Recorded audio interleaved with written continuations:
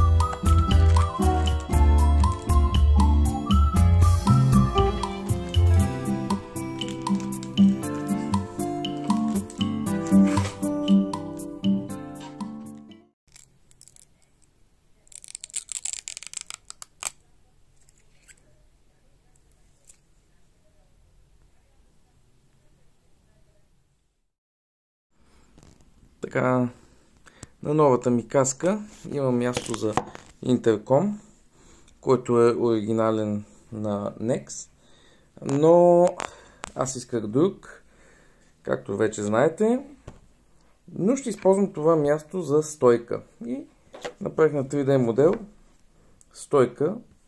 Това ще се опитвам, да го популяризирам, евентуално и да го продавам един ден, не знам. Но ето е стойката и как ще стои. Нищо не направих. Така, с двойно залепващо. И ще го сложа тук.